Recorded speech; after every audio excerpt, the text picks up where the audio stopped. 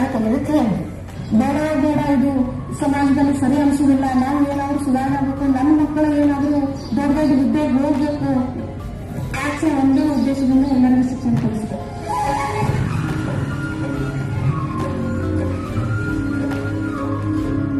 ಆಗಿನ ಲೈಫ್ಗಿಂತ ಈಗಿನ ಲೈಫ್ ಭಾಳ ಹೆಮ್ಮೆ ಅನ್ಸುತ್ತೆ ನನಗೆ. ಯಾಕಂದ್ರೆ ಅವಾಗ ಕಷ್ಟದಾಗ ನಮ್ಗೆ ಯಾರು ಕಂಡಿಲ್ಲ, ಆದ್ರೆ ಈಗ ನಾವು ಟೀಚರ್, ಒಬ್ಬರು ಪೊಲೀಸ್, ಒಬ್ಬರು ನರ್ಸ್, ಇಷ್ಟು ಮಟ್ಟ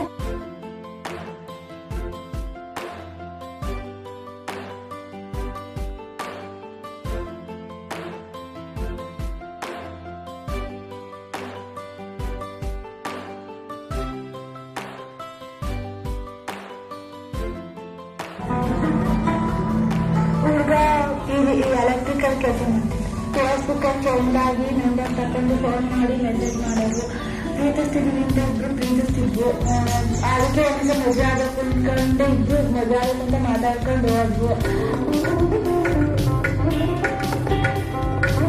ನಾನು ಕೆಲಸಕ್ಕೆ ಅಂತ ಹೋಗಿದ್ದು ನನಗೆ ಗೊತ್ತಿರಲಿಲ್ಲ, ಅವೆಲ್ಲ ನನಗೆ ಗೊತ್ತಾಗಲಿಲ್ಲ. ಅದು ಹೋದ್ಮೇಲೆ ನನಗೆ ಗೊತ್ತಾಗಿದೆ.